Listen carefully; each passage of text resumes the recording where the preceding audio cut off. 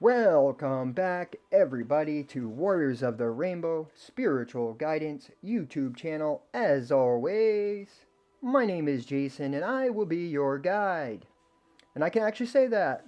I've been saying that. Projectors are guides, so I am a projector, one of the rare 20% of the population that is a projector.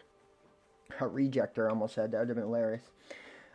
Thank you guys for being on this journey. If you are new to the channel, welcome to the Soul family. You will fit perfectly in this puzzle of amazingness. You are part of this family. I send you so much love, peace, and gratitude.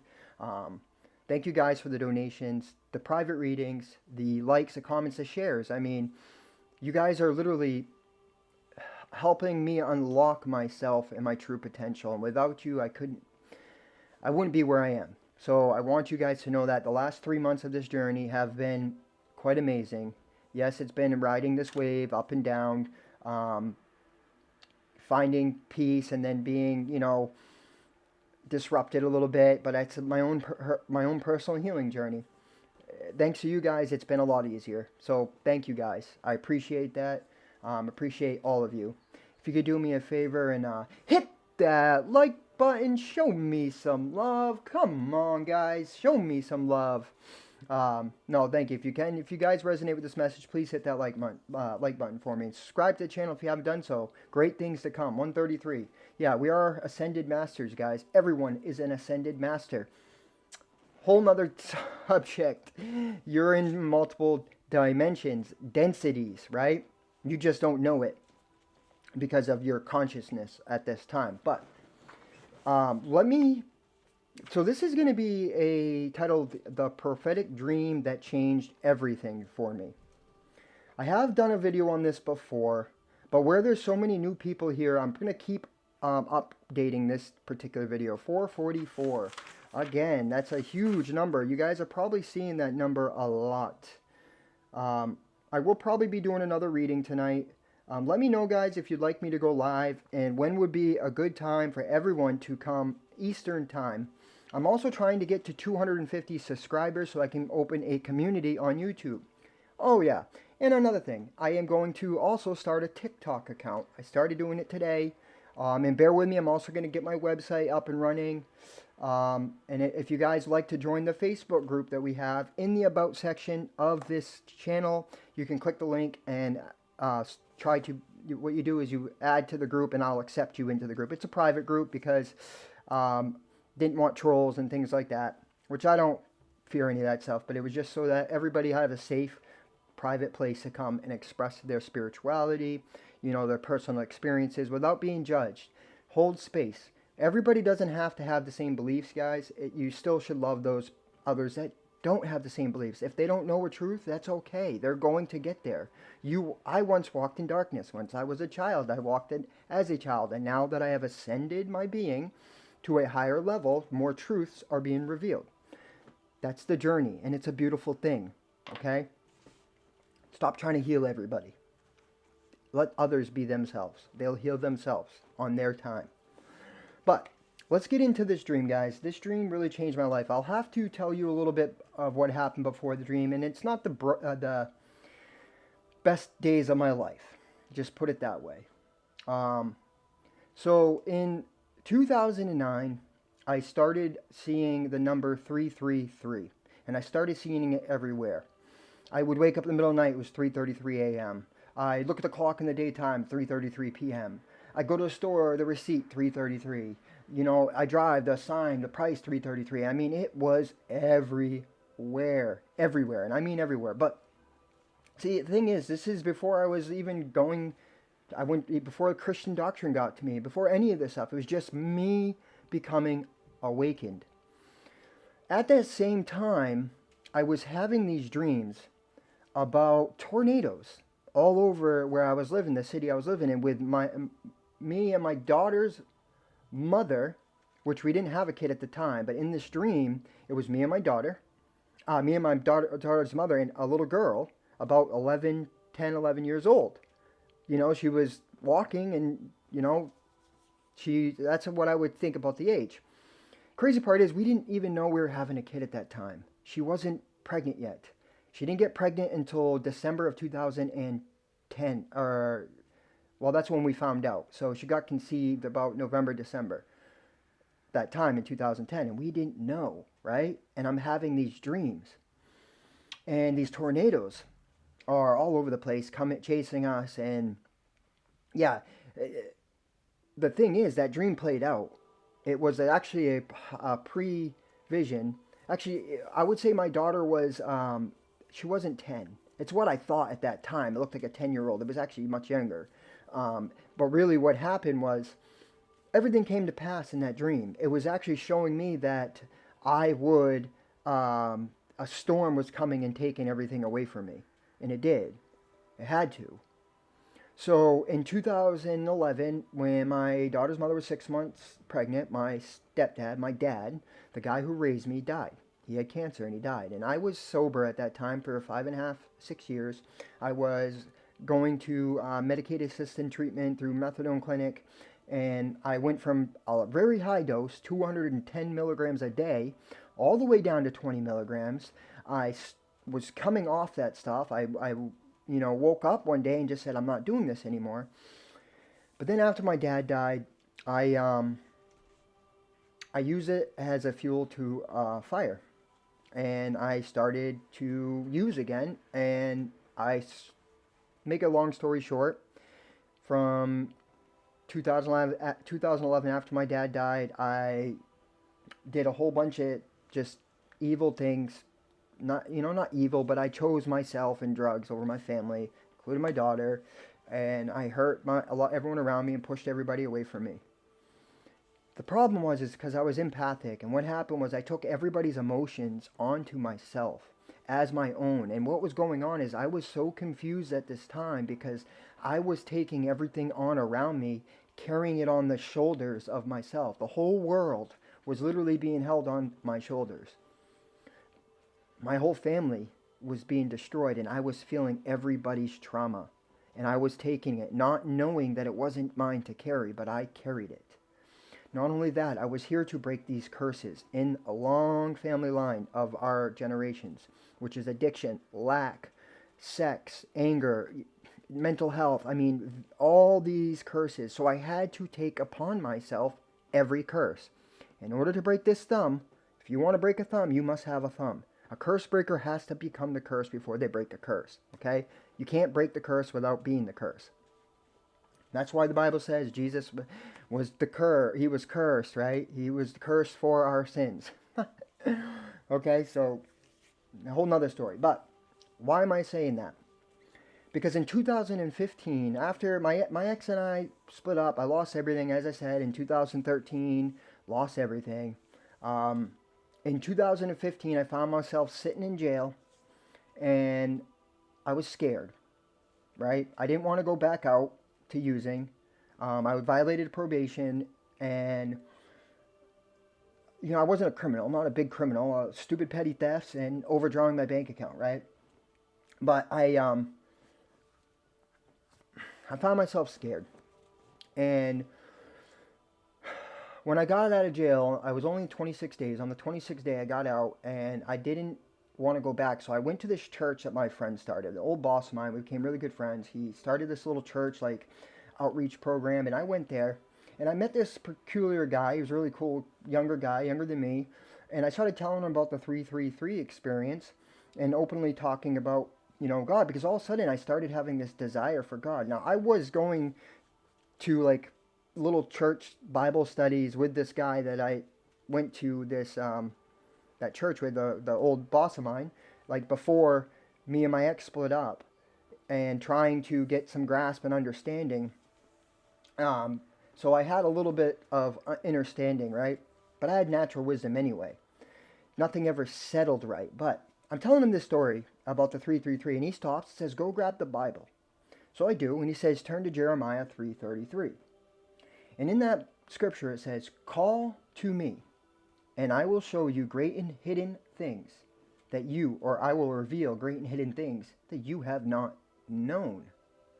And ever since that particular time, 333, I have had that happen. I've been getting information and knowledge that comes out of nowhere. It was literally a truth that I was being given. It was a channeling of information that, and it keeps happening. I'm adding this in so you guys have a little bit of understanding what I went through before this stream. Please stick through this whole video. It is an amazing experience. It's going to show you guys a lot about me and about spirit. It's going to open up walls, bring down some walls that you may have not to believe, or just open yourself up. You know, keep your mind open. Just let me fully explain this to you. In 2018, I started getting sober again. I was spent time on the streets, like homelessness, from 2014 straight up till 2018, 1044, 144. I was homeless, always on the street, hopeless. Didn't know I was an empath, didn't know I had psychic. I mean, I knew that I could read people's minds and I was able to, know what was going on around me, but I didn't know that I was taking everybody's energy as my own. And this caused so much turmoil, so much in my life, because I thought it was me and I thought I was crazy and I thought there was something wrong with me, literally taking that as there was really something wrong with me. In 2018, I was staying at a homeless shelter, getting sober, so I'd either be at the homeless shelter or my mother's. I didn't want to be out in public, right? Because as a projector, you have to take rest periods or respite to recollect your energy, because we're always giving our energy. It's why it's important to speak truth and be in a high vibration as a projector, because you're giving off your energy, you're projecting it, you're healing people. And also as an empath, that means I'm taking their energy. So not only am I giving away my life force, but I'm taking their trauma, healer. So I'm at my mom's. I left their homeless shelter every morning and I went to my mother's. And I'm at my mom's and I was still taking medications, smoking a little bit of weed, and I had this prescription that I'd take. But it was like I was being convicted not to, because I was trying, my soul, my spirit wanted me to ascend. The journey that I came here was to ascend. So I took a couple gabapentin and I took a hit of weed and I felt a remorse, a guilt, a shame. So I went down on my knees and I prayed. My mom went back to bed after she let me into her apartment that morning. I was the only one awake. And I went on my knees and I prayed. And I prayed. And I prayed. And I can tell you something crazy happened. As I'm praying, my forehead, right in between my eyes, my inner brain started rattling, and I mean rattling, so I had to squinch my eyes, right? And in my mind's eye, I saw two beings of light stand in front of me. And I envisioned gold all over them and shields and stuff, right? But I do believe that was my imagination making the gold. Essentially what it was is that within me, my third eye was ascending, and that was being projected out into the field for me to understand and to see what was happening within. It was being projected without. That is exactly what happens with apparitions, with visions, and everything, but people don't understand this stuff. As within, so without. It's a mirroring. It's showing you what's happening within, okay? So that ends up happening, and all I knew was from there on out, things were going to be different. And I was told, you just received the seal on the forehead. Being in the Christian church, that's all I could remember it to. It was an activation. It was the opening of the third eye, beginning of a new cycle and stage, right? In 2019, now I was sober for a year. In 2019, I got my own apartment. And my mom left the city I was living in and went out to the woods. So I was left by myself. My little protection went away and I wasn't ready. So I was hanging around people. And because of that event that I've had, right, and all these things that I was taking on, I still didn't understand that I was taking on other people's energy. What was happening to me was I was thinking I was going nuts. So I turned to what was grounding me at that time was drugs, and I was using meth and meth at that time.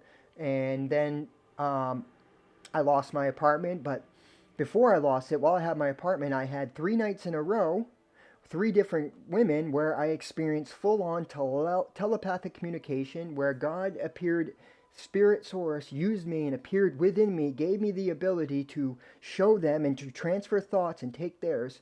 Without a doubt, they know. One person died of an overdose or a heart issue not too long after that, like a year after that. Um, but I had that experience, and I started saying that I knew who I was, that I was one of the two witnesses, and I was one of the 144,000, and I knew this stuff. I just knew all this information. I started having these truths. I started being able to tell people, like, no, that's not, this is really what this says, and just seeing everything from a different perspective. The problem was, because I was in a irrational state, I was still in this old paradigm and energy. What I was getting for these truths was then being ego um, sifted through as the ego. If that's making sense, I wasn't able to fully understand and depict and decipher these channeled messages. So, in 2020, I find myself in jail again. In jail. Every time I've ever been in jail, I've had a profound experience, a mystical experience with spirit, but this time was like no other. And that is where we're going to get to the dream. So that was a story just leading you guys up to a little bit of my experience. I did already do this in the introduction video. I don't know if many of you watch, but I hope now you will stay for the rest of this video. It is important that you guys hear and understand my journey, so that you guys are open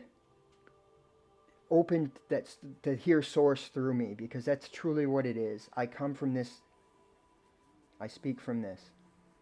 Okay? So in 2020, I'm in jail.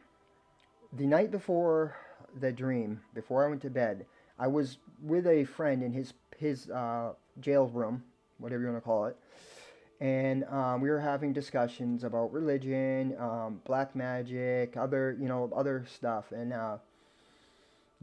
he said something to me that really shook me in my core. It resonated. He said, because I was preaching a lot of this Christian doctrine, I was getting downloads. Crazy things were happening to me. Like my thoughts were being answers were coming from the television, from what people are saying, from the music. I was literally the people in NPR was like, I say something and they would answer me. They were like talking to me, and it was because the matrix was breaking down, and I was actually then able to see that everything is projected from me outside of me, and I can receive answers from it because I am that. Very deep, but he said, how do you know that the Christian religion is the only way if you've never researched anything else? And that vibrated in me, and it really stuck, and I was like, wow, you know what? He's right. I have never done any other researching. I've just taken this because it was the avenue that I was led to, and I've had some experiences. And I knew it was a call from Spirit to look deeper. So that night, it was 4:30 in the morning, so that morning, really, I went to bed. And I had this dream. And I'm going to tell you guys the entire dream. And I'm going to tell you why it's important. It was a prophetic dream. A very prophetic dream that showed me everything after. Everything came to pass in a very amazing, mystical way. So first, in the dream, I want to add too, there is a part of this dream that I don't know where this particular scene played out. I don't know which, so I'm going to say this now. There was a part of the dream where there was a cop wearing a brown cop uniform riding a red horse was coming at me full speed, and then all of a sudden the horse pushed its feet down into the tar. It was tar, so this was like the crazy part about it, and the tar started coming up, and it stopped right in front of me. The beginning of the dream, of what I recall, if that was the first part, then what happens is I get on this red horse or something like that. So I'm riding this beautiful red horse. And on this red horse, I'm on this dirt type of trail road, right? And I look to the right, and there's this long, tall grass going in through a field down this hill, right, into a lake, coming to this huge lake. And in the lake, there are 3 individual grass mounts. On each grass mount is a separate flat top pyramid. Each has one pyramid on it. And I knew that never used to be there. And I knew that I was traveling because there was some stuff going on in the world and I was here to help people. I had to help people. That's why I was here. And I said, that's an amazing view. And I look up further, but still to the right, and I see 2 women, a younger woman and an older woman, all dressed in black, standing on a cement platform, like a square platform or like a house foundation platform. So I get up, drive the horse closer up to them, get off. I walk down to them and I say, "Is everything all right? Is there anything I can do to help you?" And the younger woman said these exact words to me.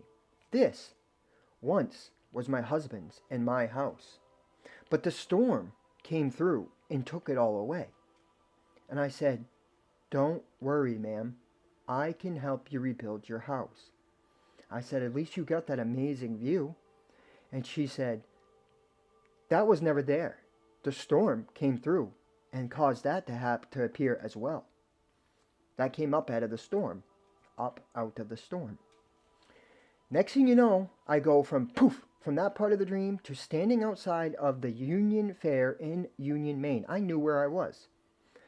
There was, as I sitting there on this bench, bleacher bench thing, there's a woman, a younger woman, walking away from me, and I knew that was someone I was falling for. There was an attraction there, okay?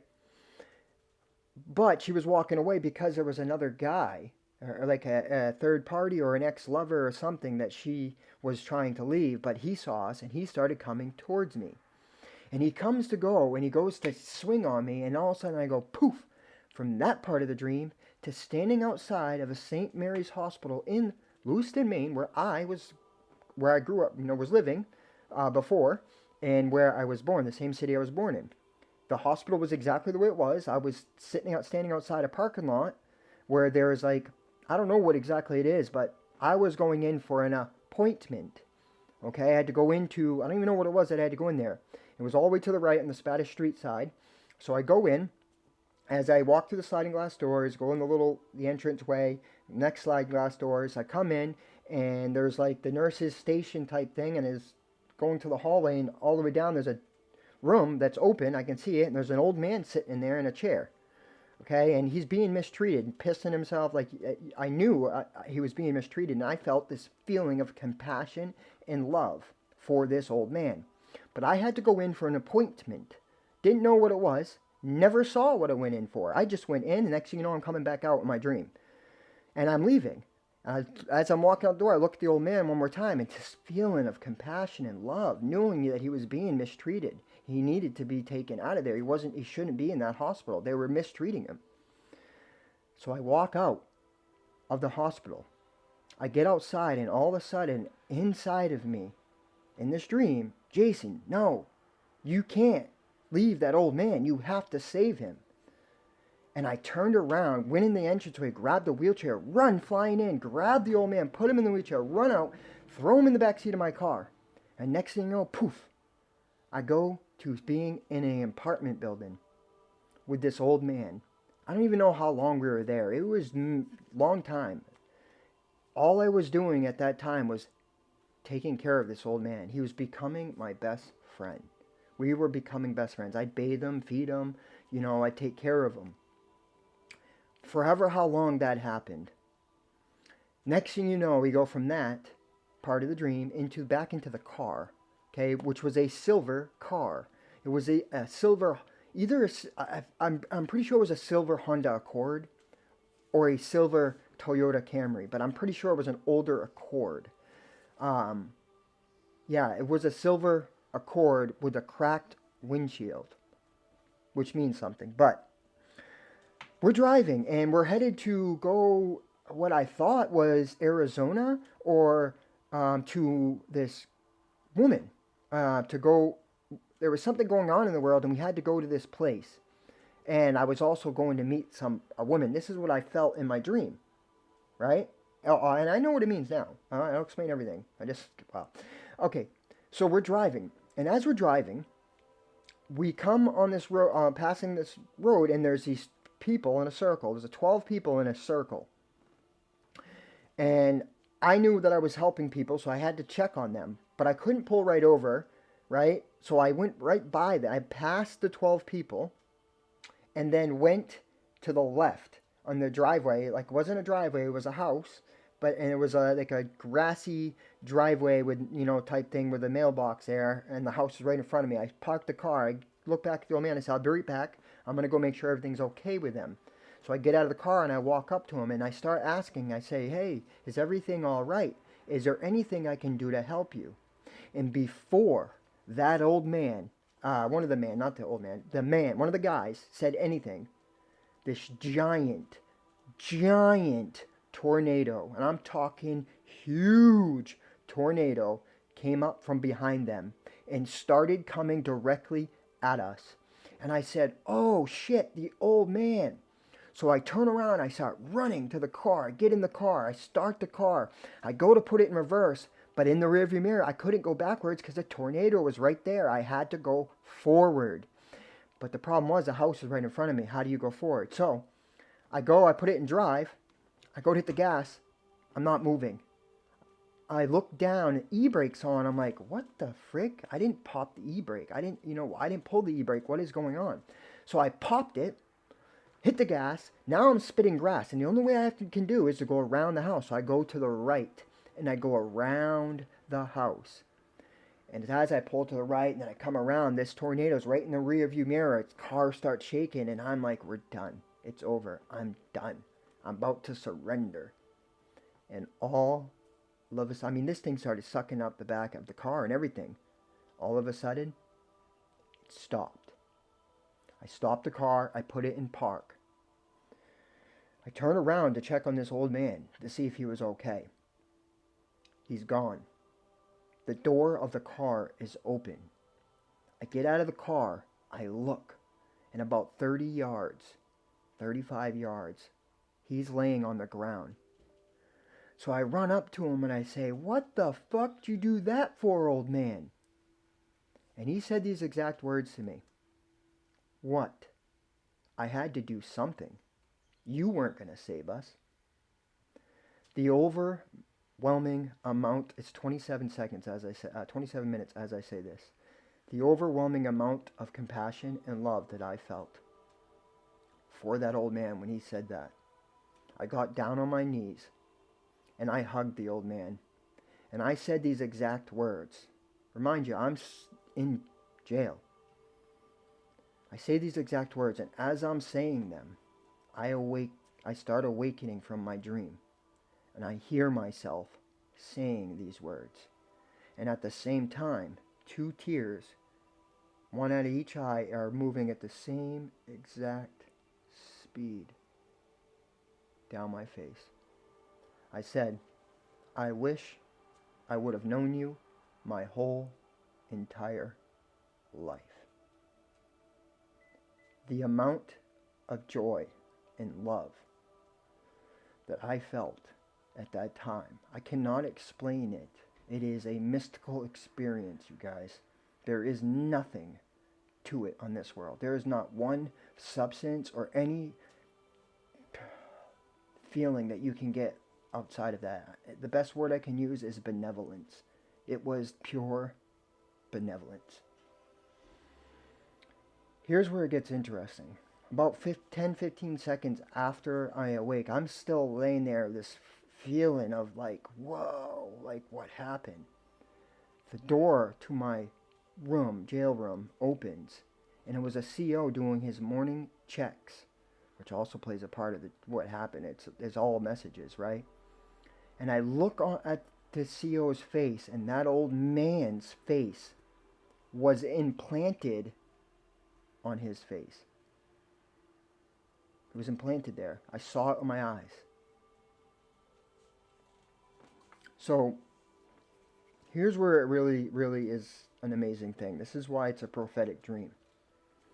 In April of 2020, I get released. Now, I knew my mom moved to Waldoboro. I knew she moved next door to my aunt and uncle. I did not know the name of the street. I did not know how. I knew it was in Waldoboro, Maine. Did not know it was on the line of Union, Maine, and Warren, Maine. I did not know the road was called Union Road, on the same road that the Union Fair is at. Where in my dream I was at the Union Fair. The place where I saw the pyramids in the water was right down the road from my mother's. I've seen the lake, I've seen it all. Everything that played out in that dream played out in 6 months period.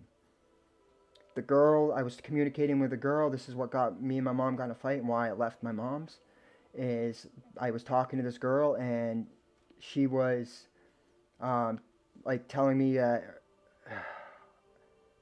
I was like not in the right state of mind because I was still going through this awakening, but we were falling for each other and my mom thought this guy was going to come because I was going to like help her, and there was that happened. So that was the guy and the girl, the Union Fair. The fair represented me out being childish and playing, right? The carnival, right? That's what it meant, not being an adult, not taking responsibility, playing and seeking women and, you know, things like that.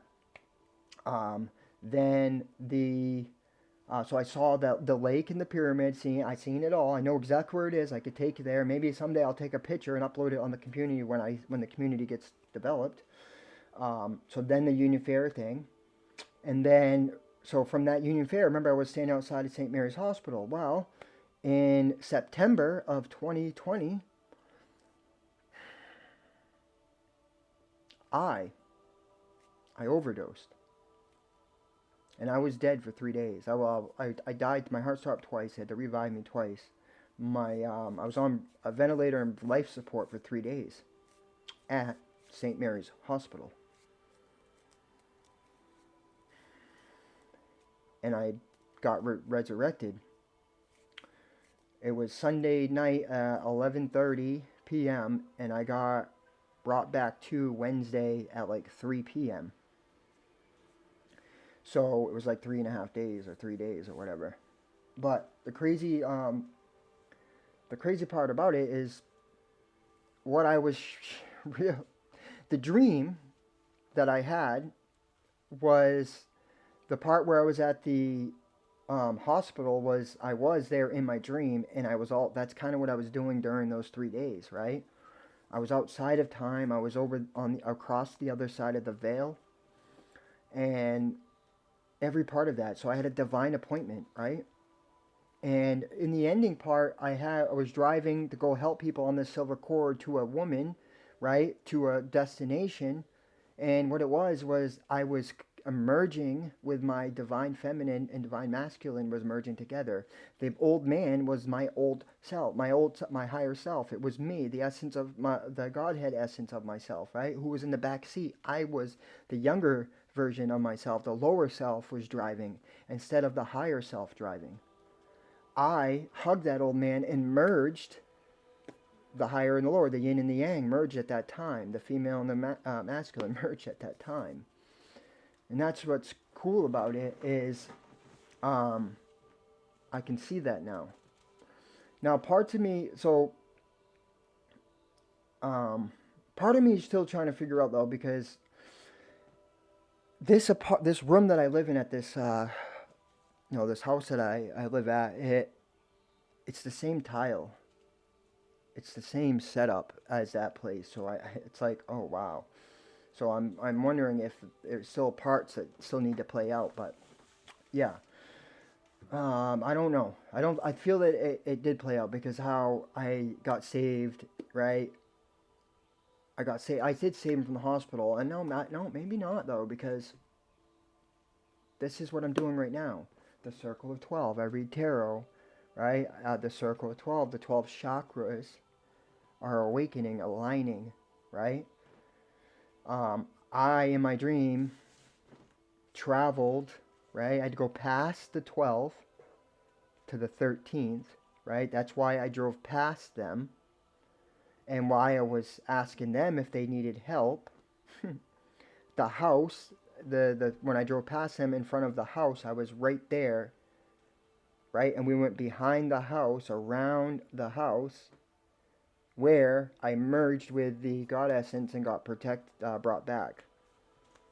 So it's deep. There's so much to that dream, you guys, but I just wanted to share with you because it changed my life.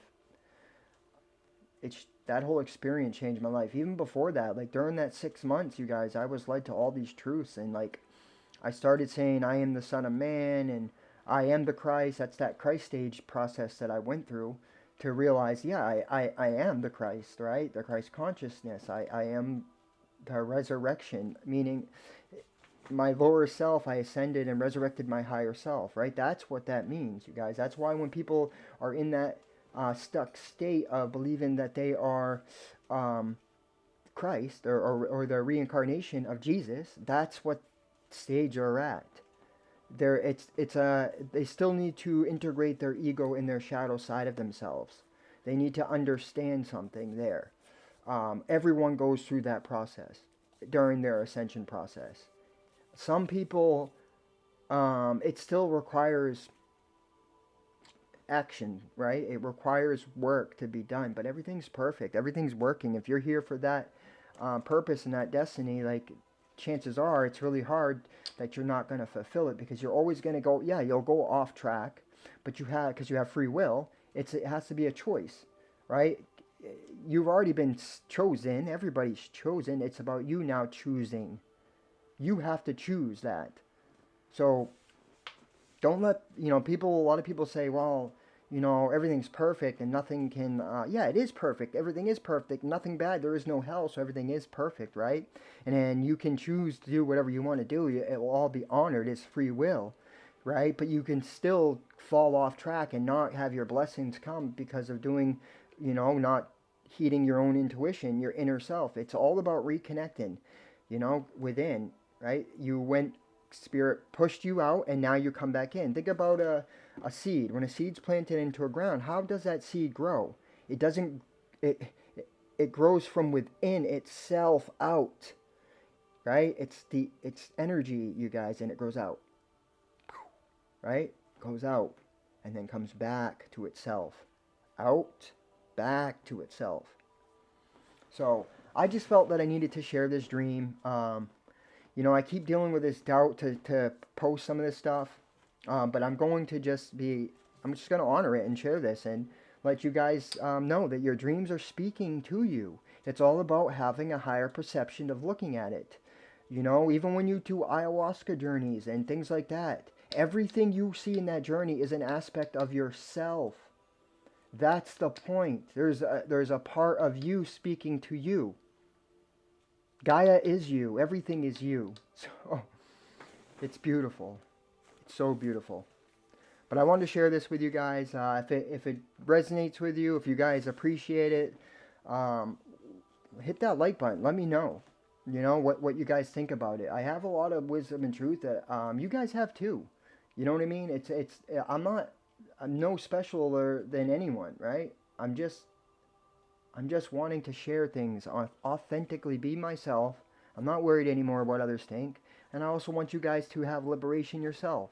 And no longer will I force things. I'll put a video out and just trust it's going to reach those that it needs to. And then once the invitation's open, people ask for a private reading or, open that channel, then I'll help them. But I'm not going around, trying to push things onto people anymore. I don't need to. That is not the job of a projector. Projectors, by doing that, you give your energy to something, and so what happens is when they don't receive it, it makes you now took energy of yourself, and you're getting a rejection, and that's coming back to you, and it brings you down. So what happens is just trust that Spirit's going to bring to you those that are ready to hear the truth, those that are ready for the projector, which are ones that are there to help. We help manifestors, generators, or manifestor generators. We help them with the path. We are to show the path to whatever they're doing, whatever their calling is. If they're a book writer, we can help them, with ways. For me, I am about coaching, life coaching, and spiritual wisdom, right? I can give them insights into themselves that will help them get more creative and things like that. That's what I do. And you know, it's going to be doing, I'll be doing more of it in the future because I'm just now stepping out into this calling, right? This is all new to me and I'm still healing many aspects of myself. It's not that it's not conscious healing, it's subconscious healing. It's the programming that I'm still, you know, finding parts that are still there where I'm like, and it's not like I run with it. Like I'll notice I'm programmed thinking and I'll recognize and I'll call it out. I don't hide the shadow of the ego. If someone says, oh, that's your ego, and then I sit and I look back and realize it is, I will be the first person with humility say, yeah, you were right. I will. Because that's what you have to do. It's called bringing all the dark parts of yourself to the light. The density of the lower density weighing you down to the light till it becomes lighter. And you become lighter. That's what it means to be of the light.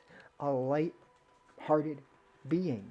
Joy, happiness, love to all. You cannot be a light-hearted being if you're projecting fear and hatred and all those lower vibrations onto others. You have to see everything as perfect because it really is perfect. I'm telling you, it's perfect. It's the ego mind that tells you it's not. It's the fear that there is a hell that tells you it's not. There is a fear that, oh, that is where we're headed. It's that stuff. But you have those parts of you. That's why you're seeing it. I don't watch the news anymore because I'm not in that paradigm. I'm not in that timeline. Why would I watch all their paradigm? That's because those that are at that paradigm need to have a reflection of where they are. So that's why you are seeing that in the world. It doesn't have to be a reflection of you. You will survive if anything happens in the world. If it happens, it's here to wipe that out so that it can all be new. It won't happen to you. Work on the inner stuff, you guys, and see it from that perspective. I need to write that down because that's another truth that I need to speak. I have so much truths, guys. I really want to help. I just want to share. And I give you guys space. If my truth doesn't resonate with your truth, it is because my consciousness and your consciousness aren't on the wavelength of each other. You're on a different wavelength than me. But you did come into my experience for a reason. Just because I see things, that doesn't mean I don't learn something from you. Because I see you because there's something in you that's in me. Because we are one. So if you're having dreams, write them down. If you want and you need help with a dream interpretation, I offer that as a service. And I'm telling you, it is a very amazing thing to know what your dreams are telling you. I see a lot of people having prophetic dreams, is what they're calling them, but not understanding what they're saying to them. And then they're projecting the world of demons and evil and onto the world as if like, oh no, there's this that's going to happen and this. They're not seeing stuff. And I have nothing but love for them because I was there too. I was running around thinking a whole bunch of crazy things, man. But yeah. So guys, let me know what you think about this. Let me, subscribe to the channel if you haven't yet. If you'd like to purchase a private tarot reading or a dream interpretation or any type of service that I offer, go ahead and email me. That's in the description box. Also, in the About section of the YouTube channel, you can go ahead and add yourself to the group that I have on Facebook. And I will be putting a link very shortly here for the TikTok account that I will have up and running very shortly here. And soon there will be a website. So stay with us, you guys. Thank you for being here. There's so much love and appreciation for you all. I give and leave you space. I send you guys so much love, peace, and joy from our sacred heart to yours. Namaste.